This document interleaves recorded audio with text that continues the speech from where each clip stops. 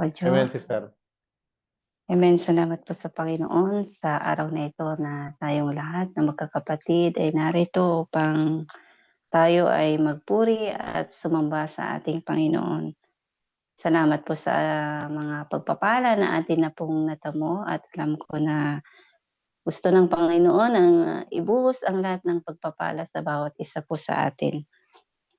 Padalangin niyo po yung abang lingkod na itinayo ng ating Panginoon upang mga salita na kanyang mamumutawi sa kanyang bibig ay maging tulong at maging hamon sa bawat isa po sa atin. Tayo po ay mag-aaral ng salita ng Panginoon. Ang ating teksto po ay nandito sa Hebreo chapter 11 verse 1. Sabi po niya rito, "Now, faith is the substance of things hoped for, the evidence of things not seen."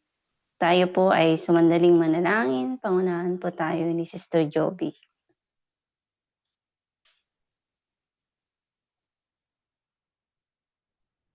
Amen. Tayo po'y manalangin, dakilang Diyos na may bigyan at makapangyarihan sa lahat. Maraming pong salamat, Panginoon, sa iyo pong mga salita namin pong nabasa, Panginoon. Pagpalain po ninyo ang iyo pong mga salita at gamitin mo po, Ama, na isang maninis na kasangkapan. Ang Sister Armela, Panginoon, pahiran mo po ng langis ang kanya pong bibig, Panginoon, upang pawang kalooban mo lamang ang mamutawi sa kanya pong bibig. Bigyan mo po siya ng kanunungang makalangit, Panginoon, at inspirasyon, Panginoon, na nanggagaling po sa iyo at sa aming pong mga makikinig. Buksan mo po ang aming pong mga puso't isipan, Ama, at bigyan mo po ng kaunawaan ang aming pong mga kaibigan na nakikinig din sa FB Live, Panginoon. Bigyan mo po sila ng kaunawaan sa iyo pong mga salita, Panginoon, upang maunawaan po nilang mabuti at sa amin din po, Panginoon.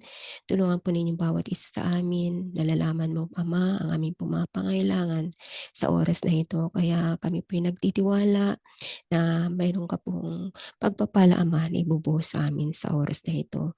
Kaya ang lahat po ng ito ay amin pong tinatagubilin sa tanging pangalan ng Panginoong Yesus. Amen. Ang pamagat po ng ating pag-aaralan sa araw na ito ay encouragement of faith. Dito po sa Tagalog, babasahin ko po dito sa Tagalog, sabi po niya, "Ngayon ang pananampalataya ay siyang kapanatagan sa mga bagay na hinihintay, ang katunayan ng mga bagay na hindi nakikita." Kung ating pong pag-aaralan yung faith, sabi po niya rito ay the substance of things hoped for. So, nandito na po yung meaning niya. Ano po, mga kapatid? Kapanatagan ng mga bagay na hinihintay. Ang katunayan ng mga bagay na hindi nakikita. Kung titignan po natin yung substance, sabi niya, the real physical matter or existing na siya, hindi something na kinakapa. So sa mga nananampalataya po sa Panginoon, mga tumanggap sa Panginoon, alam ko na lahat po tayo ay meron na pong pananampalataya. At ang iba pang meaning niya, sabi nga niya, faith is confidence, assurance. Mayroon tayong confidence sa Panginoon na para bagang yung imposible, magiging posible para sa Panginoon. Hindi pa man natin nakikita, wala pa mang dumarating, pero tayo ay nananampalataya na nandyan na ipagkakaloob ng Panginoon at hindi po tayo nawawalan ng pag-asa, ng pananampalataya. Ano po, faith is tangible, sabi nga niya, nararamdaman, nahihipo, at inaasahan natin na ipagkakaloob ng Diyos ang lahat ng mga bagay. At hindi tayo aalinlangan na hindi ibibigay ng Panginoon yung mga bagay na ipinapanalangin po natin. Sabi nga niya, ang pananampalataya po ay napaka-importante sa ngayon because of ang daming mga uncertainties of life. mga challenges of life and doubts, makikita po natin na we don't know about tomorrow. Sabi nga niya po sa James chapter 4, 14 to 15, sabi po niya rito, "Kayo ngang hindi nakakaalam ng mangyayari bukas, ano ang inyong buhay? Kayo nga'y isang singaw na sa sandaling panahon ay lumilitaw at pagdakay napapawi. Sapagkat ang dapat ninyong sabihin ay kung loobin ng Panginoon ay mga buhay kami at gagawin namin ito o yaon." Sa mga tumanggap na po sa ating Panginoon, alam po natin na nung tayo iniligtas ng ating Panginoon ay nagkaroon na po tayo ng pananampalataya. At binigyan tayo ng Panginoon ng katiyakan na kung magpapatuloy po tayo sa paglilingkod sa Panginoon, anuman ang kailangan natin, anuman po yung ating idinadalangin na may pananampalataya, wala pong imposible sa ating Panginoon na kanyang ibibigay. Sabi po nga niya rito, hindi natin alam kung ano ating buhay bukas, di po ba? Sa munding kinaggagalawan po natin, life is uncertain. Ano po?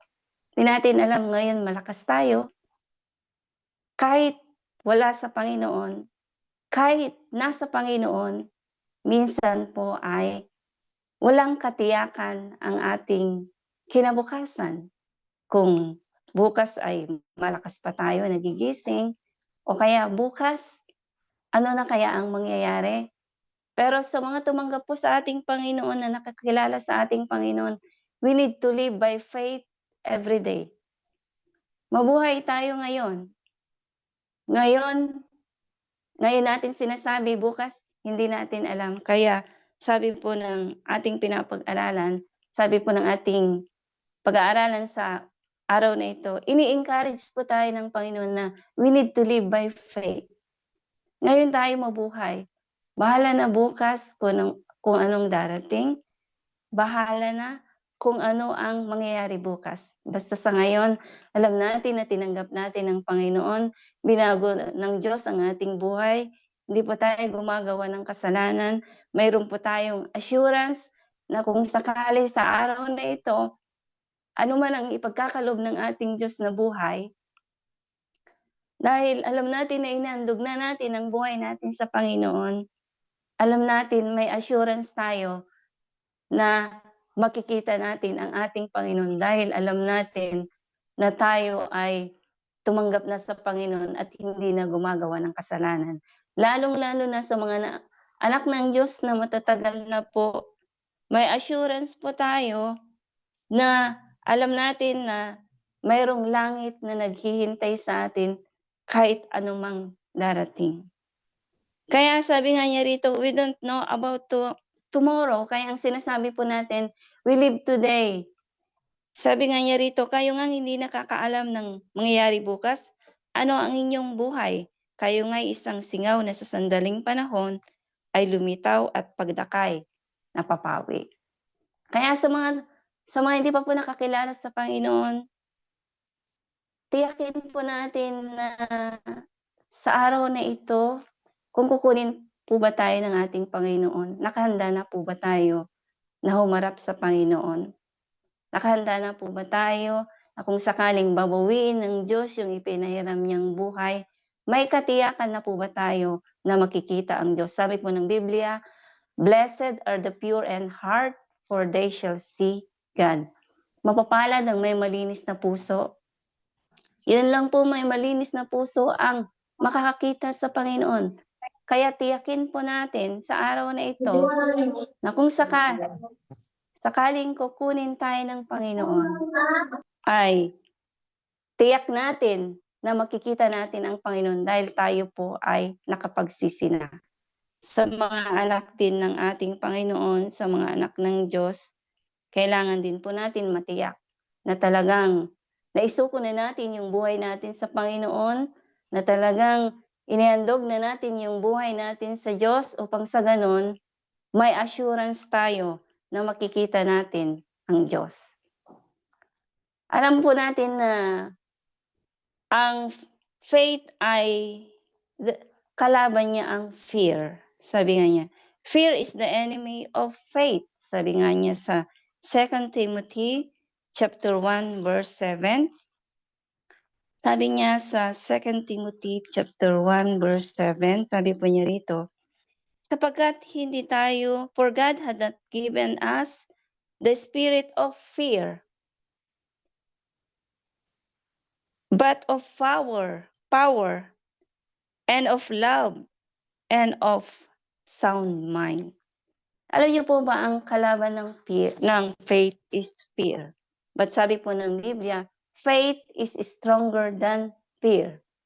'Pag tayo tumanggap sa Panginoon, ano man yung mga doubts, ano man yung mga challenges na darating sa buhay natin, ano man yung mga ilalagay ng Diyos na mga kabalisahan, mga takot sa bukas, takot sa hinaharap, pero dahilan sa meron tayong Panginoon na sinasampalatayanan na hindi natin nakikita, nananampalataya tayo na hindi tayo pababayaan ng ating Panginoon. Sa mga lalong-lalo na sa mga anak ng Diyos, sabi nga ng Panginoon, kung sa makasalanan ay umuulan, gano'n din sa mga anak ng Diyos. Kaya yung pag-ibig po ng Diyos ah, ay pareho lang po ano po na nagmamahal ang ating Panginoon. At kaya nga sabi nga niya rito, 'pag tayo tumanggap po sa ating Panginoon, faith is stronger than fear. Dahil hindi tayo binigyan ng Diyos ng espiritu ng katakutan. 'Pag wala po tayo sa Panginoon, 'di ba ang dami nating kinatatakutan. Bago tayo matulog yung mga iba na 'di pa tumanggap sa Panginoon nagsisisi baka mamaya mabangungot, bukas wala na. Kaya sa mga hindi pa lumapit sa Panginoon talagang nandun yung takot. Ano po, takot baka mamaya mayroon ngang kwento po na may isang tao mag-stay na lang daw po siya sa bahay dahil takot siyang mag-travel. Ayaw niyang sumakay ng eroplano, baka yung eroplano daw pong sasakyan niya ay ma-crash. Ayaw din niyang sumakay ng barko kasi baka yung barko mata-Titanic, ano po yung Titanic, baka lulubog. Ayaw din niyang sumakay ng sasakyan baka maaksidente. At umupo siya sa tumba-tumba niya. Gusto niya sa bahay niya lang dahil takot siyang mamatay. Alam niyo po yung wala pa sa Panginoon, takot yan na mamatay. Why? Dahil walang assurance. Alam nila na 'pag hindi gumagawa dahil naisulat sa puso ng tao yung kautusan ng Panginoon na alam niya na once na 'pag di niya tinanggap ang Panginoon, may impyerno po na pupuntahan. Kaya ano pong nangyari, alam niyo kahit saan puwede tayong kunin ng Diyos. Sa tumba-tumba po niya, meron palang nakasabit na ano, yung mga yung ano na espada na ano, na bumagsak sa kanya, parang namatay din siya. So, makita na po natin kahit saan puwede po tayong kunin ng Panginoon. Puwede pong kunin ng Diyos yung ipinahiram na buhay sa atin. Kaya kung tayo nasa Panginoon, hindi tayo binigyan ng espiritu ng katakutan. Marami pong kinatatakutan tayo minsan, kahit sa mga anak ng Diyos ano po, pero labanan natin ng sabi nga niya, God gave us the power because we are the sons of God. Puwede nating i-resist ng devil yung mga nilalagay niyang takot sa isip natin. Sabihin natin, "In Jesus' name, lumayas ka diablo." Kailangan gamitin natin yung power in the name of Jesus.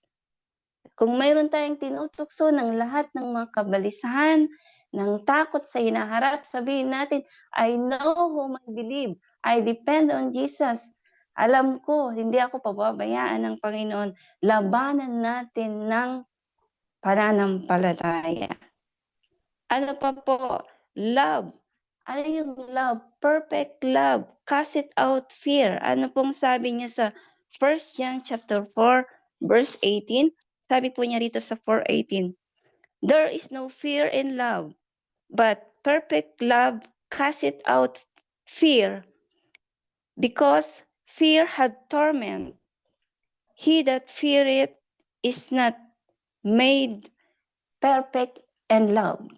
Kaya sabi po niya rito, walang takot sa pag-ibig, kundi ng sakdal na pag-ibig ay nagpapalayas ng takot. Sapagkat ang takot ay may kaparasahan, at ang natatakot ay hindi pa pinasasakdal ng pag-ibig. Kaya yung mga wala sa kung may sakit, iinom na kaagad ng Cortal, iinom na kaagad, magpapadoktor kaagad. Why? Because they are fear to death. Takot sila sa kamatayan. Kaya anong ginagawa? Konting sakit, iinom na agad ng kasi takot, ang daming takot na bumabagabag. Pero sa mga anak po ng Panginoon, nananampalataya tayo sa Panginoon dahil we have perfect love. Ano po yung perfect love? Once na inihandog natin ang buhay po natin sa Panginoon, ibubuhos ng Diyos yung divine love, perfect love. Kaya kahit na may sakit po tayo, 'pag nananampalataya po tayo sa Panginoon, masasabi natin, "I know whom I believe." Sabi ng Panginoon, napakaganda po ng sinabi ng Panginoon dito sa Psalms, kung napag-aralan natin si David kanina sa 103, sabi niya rito, "Purihin mo ang Panginoon, o kaluluwa ko, at lahat ng nasa loob ko ay magsisipuri sa kanyang banal na pangalan. Purihin mo ang Panginoon, o kaluluwa ko, at 'wag mong kalimutan ang lahat niyang mabubuting gawa, na siyang nagpapatawad ng iyong lahat ng mga kasamaan, na siyang nagpapagaling ng iyong lahat ng mga sakit." Sa mga anak po ng Diyos, kung dumarating yung sakit natin, sino ang unang tinatawagan natin? Walang iba kundi ang Panginoon. "Panginoon, pagalingin mo po ako." Kasi hindi na tayo natatakot mamatay, kaya hindi tayo agad-agad tumatakbo sa doktor. Alam niyo po, nung tinanggap ko po ang ating Panginoon, nung bata ako, sakitin talaga ako na anak nila. Yung nanay ko hanggang grade 4 dinadala ako sa doktor, may sakit ako sa atay, sa puso, mayroon akong hika, sa mata, kung ano-ano. At talagang ako yung nasa tabi ni nanay. Parang ako yung bunso dahil lahat ng sakit niya sa'kin. Pero nung tumanggap ako sa Panginoon at the age of 9, 1985, nung tinanggap ko ang Panginoon, alam niyo po, narinig ko yung divine healing. Ang Diyos nagpapagaling sa lahat ng karamdaman. Sinampalatayanan ko yun. Kaya nung umalis ang nanay ko, yung lola namin ang nag-alaga sa amin, ang bunso namin. Pag sumusulat siya, "Kumusta na si Armela? Kumusta na yung Salamat sa Panginoon, pinagaling na niya ako. Mula noon nung tumanggap po ako sa Panginoon, 'pag nagkakasakit po ako, by prayer lang. At the age of 9 to 10 nung tinanggap ako sa Panginoon, nagkaroon ako ng first na karamdaman na nagkaroon ako ng pigsa sa hindi pa sa maselan na bahagi ng katawan na. Pero by prayer lang po ang ginawa ko, hindi ko sinabi, hindi ko pero by faith, sa tulong ng Panginoon, itinataas ko po ang Panginoon. Ang daming mga sakit na dumating sa buhay ko. Akala ko nga po hindi ako makaka-abroad dahil parang hindi ako fit to work. Pero salamat po sa Panginoon. Ako yung anak nila na parang, blue baby, na bata pa lang parang mamamatay na. Hindi ako nagtrabaho ng dahil ako yung sakitin. Pero naka-abroad ako sa Taiwan. Fit to work sa tulong ng Panginoon. Pagkatapos kong magmisyon kung saan-saan, sumama sa mga misyon nung nakatapos ng nung high school, sumasama na po ako sa mga misyon, sa mga kila pastor, sa mga pinupuntahang mga gawain sa San Rafael, sa Mexico, sa La Union, sa kung saan-saan. Ako po yung makulit na bata na gustong-gusto kong sumama sa gawain. Dahil dito ko naramdaman sa pamilya ng Diyos yung tunay na pagmamahal, tunay na pagkalinga, at dito nung tinanggap ko ang Panginoon, nanampalataya ako sa Kanya, pinagaling ng Diyos lahat ng aking mga karamdaman.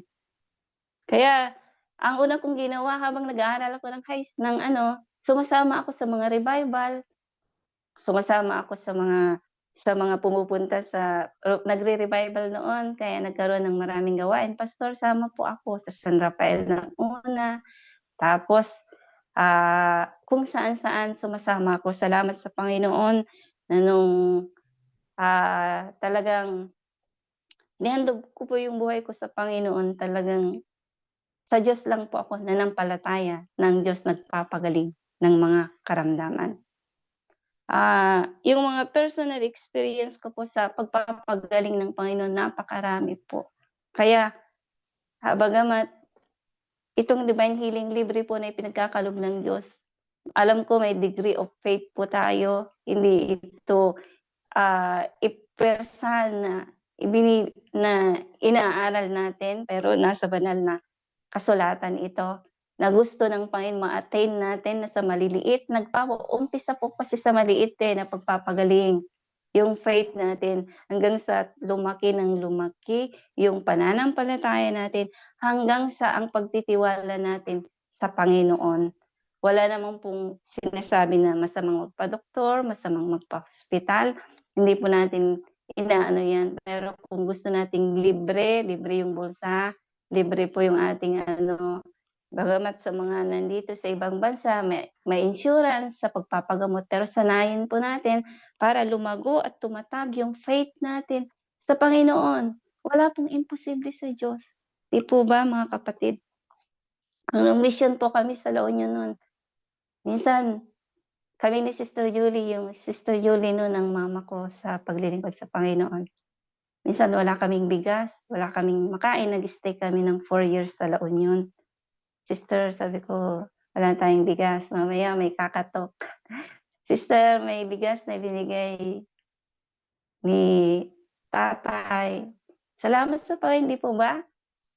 May bigas. Noon mahihirap pa yung mga kapatid kaya walang supply. Kaya ang ginagawa ko po noon ako, nagtatanim, naranasan kong magtinda sa school na nakabilao para lang para lang hindi maging pabigat sa gawain ng Panginoon. Tapos, nagga-garden ako ng pechay, alam niyo ba yung pechay? Tapos yung kapatid nilalako namin para magkaroon kami ng pera para may pambili ng ulam. Yung minsan yung ulam namin ni Sir Julie yung tag-2 pesos noon na tuyo na 3, tag-isa kami ng tanghali, sa gabi kalahati. Gano'n po kahirap ang magmisyon noon. Pero salamat sa Panginoon, we live by faith. Ng Diyos nagbibigay ng mga pangangailangan. Si Brother Joseph noon ay minsan nangingisda kami, namimingwit. Si Brother Joseph Pagar noon ay siya yung bunga ng gawain sa revival sa La Union at the age of 5 nung tinanggap niya ang Panginoon, sina Brother Jesse. Sila po yung aming mga, inalagaan doon sa La Union, sa Damortes hanggang sa,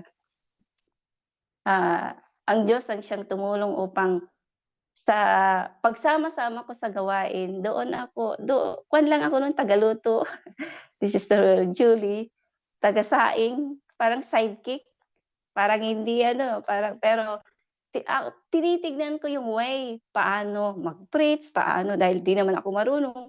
Ang kaya ko lang gawin magluto, magwalis, maghugas, pero sa personal evangelism, ah 2 kaming nagbibisita. Kaya doon tayo tuturuan ng Panginoon hanggang sa nung nag-asawa na siya, sabi ko, "Panginoon, tulungan mo po ako." Nag-mission kami naman dito sa Aurora Province. Ang hirap din po ng buhay noon. 'Pag binigyan kami ni pastor ng pamasahe namin, after 3 months, doon na lang kami makakauwi, makakain ng karne. Puro naabutan po namin yung flash flood ng Aurora. Tumira po kami diyan ng, 4 years. Pero salamat sa Panginoon. If you live by faith, minsan wala kaming pambili ng kuwan. Ang lagi naming ulam nila Sister Myla noon ay papaya at malunggay. Yung bata nga, sabi niya, "Asan Sister Myla?" Sabi ko, Do'n na naman siguro sa bahay namin sister kumukuha ng papaya at malunggay parang inubos na niya yung, malunggay. Pero we live by faith. Hindi kami umasa sa mga pangangailangan, hindi kami umasa sa mga bigay, pero alam niyo 'pag nagtapat po tayong maglingkod sa Panginoon, "Sister may bigay si tatay, sister may ganito."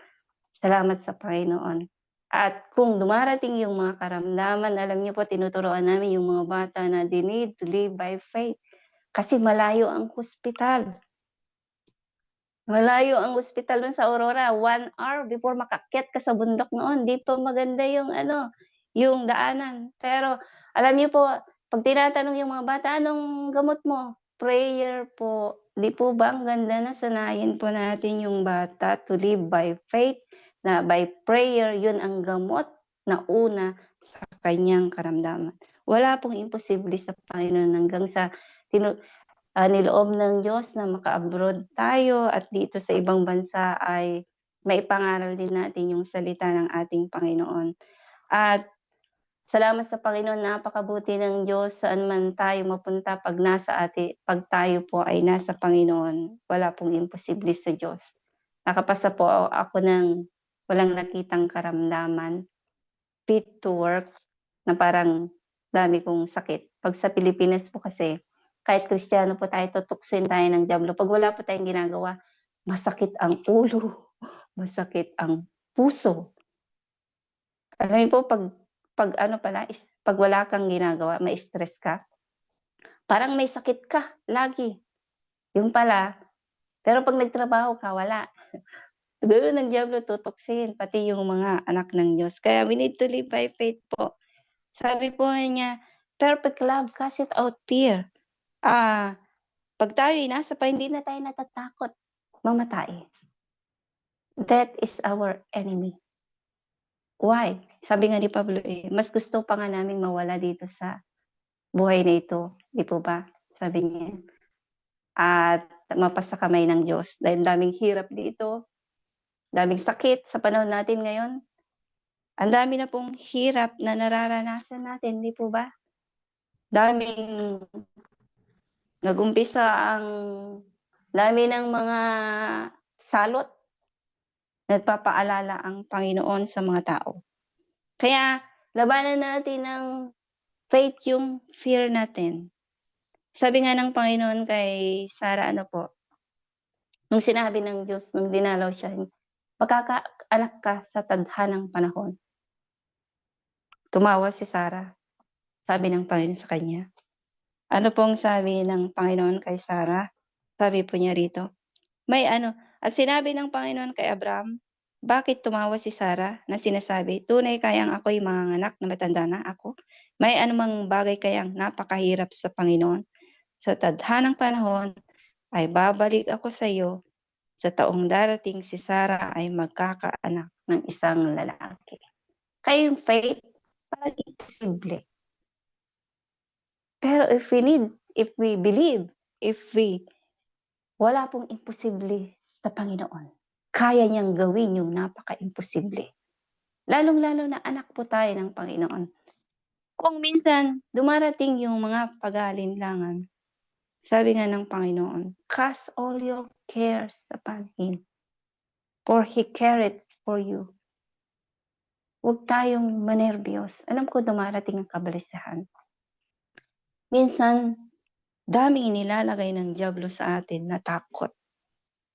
Pero labanan natin ng pananampalataya. Sabi nga ng Panginoon, tinuruan niya yung mga alagad na, paano sila dumalangin, "Ibigay mo sa amin ngayon yung aming today, our daily bread. Agahan, tanghalian, hapunan, bukas kung wala kang maisaing, bahala na ang Panginoon." Gano'n tayo nagtitiwala sa Panginoon. 'Di tayo pababayaan ng Diyos. Lahat ng minsan yung kabalisahan dahil sa cramming natin, dahil sa pag-alala, nagkakamali po tayo ng mga decision making. Nagkakamali po tayo ng lumuhod tayo sa Panginoon. humingi tayo sa luklukan ng kanyang awa. Panginoon, remove this fear. Dagdagan mo ang pananampalataya ko. Puwede tayong magpadagdag sa Panginoon. Kaya ng Diyos ang lahat. 'Di ba ang dami natin na nabasa sa Biblia yung 12 years na inaagasan. If I can only touch the hem of Jesus, I will be healed. Kaya po ba? Gano'n po ba kalakas yung faith natin? Ini-encourage po tayo ng ating Panginoon sa umagang ito, ay sa araw na ito. Anong sabi ng Panginoon? Seek ye first the kingdom of God and His righteousness. Unahin natin ang Diyos. Lagi tayong magpa-submit. We need to depend on Jesus. I'm depending on Jesus. 'Di ba ang ganda ng kanta na 'yan? I'm depending on Him. Kung mamamatay na ako bukas, pupunta na ako sa langit. Yun pong kailangan natin. Kailangan tayong maging matatag. We need in a world na walang katiyakan. Pero sa mga anak ng Diyos na tulay na handog yung buhay sa Panginoon, tayo po ay manangan sa Panginoon. At kung sakaling yung mga hinihiling natin sa Diyos na healing, na hindi napagaling, alam niyo po ba, the sovereignty of God in Christian, alam niyo yung sovereignty of God, the right of God to exercise His ruling power over His creation. We are under His authority. Kung sakaling kinuha na ng Diyos at hindi pinagbigyan yung kahilingan natin, huwag sumakit yung kalooban natin. Di ba, hiling natin yung healing ng mga minamahal natin sa buhay. Hindi pinagkaloob ng Diyos. Huwag tayong mag-alinlangan sa pangako ng Diyos. Yung sovereignty power niya, ang Panginoon, we are under His authority. Kung hindi niya kalooban, wala pa rin po tayong magagawa. Kahit kalakas ng faith natin, kung yun na ang plano ng Diyos. Lahat ng ginagawa ng Diyos sa atin ay mabuti. Walang masama. Lahat ng plano niya sa buhay natin. Basta lagi na tayong magpa-submit sa Panginoon at magtiwala na kaya, walang imposible sa Panginoon. Sa mga hinihintay natin, sa mga fear na nilalagay ng diablo sa kalagayan natin. Alam niyo po, napatunayan na natin ng Panginoon na lahat hindi naman niya tayo pinagkulang. Tignan niyo isang kapatid natin, kapatid natin dito sa Calgary, di ba? Oh, sinabi sa kanya na parang hindi na siya kukunin, yung ating kapatid nung in-interview siya. Pero nag-pray siya, umupo siya. Naghintay pa din siya. Pero nung nangyari, nilapitan siya nung dahil ipinaglaban niya yung faith niya na hindi kalooban ng Panginoon yung isusuot niya. Pero makita natin, dahil sa pag nakita ng Diyos yung puso natin na matapat at gusto niyang sundin yung kalooban niya na hindi tayo gagawa na hindi niya kalooban, ipagkakaloob niya yung hinihiling natin. Ano man po yan. Pangangailangan, pera. Sabi nga ng Panginoon kung magkaroon lang kayo ng kasing laki ng butil ng mustasa. Ay, yung butil ng mustasa, pinakamaliit po yun. Pero bilog. Bilog yung butil ng mustasa, pero tumataas po yan. Ganun po ang gusto ng Panginoon. Tignan yung mga alagad na mapag-alinlangan. Sabi dito sa Matthew 17:15, sabi po niya rito, 17:15, sabi niya, Panginoon, mawag ka sa aking anak na lalaki sapagkat siya'y matayin. At lubhang naghihirap sapagkat madalas siya'y nasusugba sa apoy at madalas sa tubig. At siya'y dinala ko sa iyong mga alagad at hindi nila siya mapagaling. At sumagot si Jesus, sinabi, O lahing walang pananampalataya at taksil, hanggang kailan titiisin ko kayo? Dalhin ninyo siya rito sa akin. At pinagwikaan siya ni Jesus at ang demonyo ay lumabas sa kanya at ang batay gumaling mula ng oras ding iyon. Nang magkakaroon nagsilapit na bukod ang mga lagad kay Jesus na nagsasabi, "Bakit baga hindi namin napalabas yaon?" At sinabi niya sa kanila, "Dahil sa kakauntian ng iyong pananampalataya, sapagkat katotohanang sinasabi ko sa inyo, kung magkaroon kayo ng pananampalataya na kasing butil ng binhi ng mustasa, ay masasabi ninyo sa bundok na ito, lumipat ka mula rito hanggang doon, at ito'y lilipat at sa inyo hindi may pangyayari." Alam niyo po, galit ang Panginoon kung hindi tayo nagdedepende sa Kanya, lalong-lalo na matagal na po tayo sa Panginoon. May mahirap po bang bagay na hindi pinagkaloob ng Diyos sa atin? Yung ama, yung anak niya 'pag humihingi, bibigyan ba niya ng bato? We need to wait patiently. Tatlo lang po yung yung ng Panginoon sa hinihintay natin.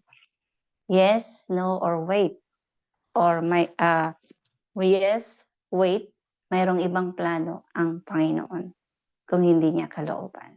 Kaya sana po tulungan tayo, ma-encourage tayo na maging malakas yung faith natin sa Panginoon, at kung ano man ang kalooban ng Diyos sa buhay natin ngayon, sa panahon ngayon, basta we need to maging matatag. Panginoon, habagan mo ako, tulungan mo ako, palakasin mo pa ako, nagkukulang ako ng wisdom, nagkukulang ako ng faith.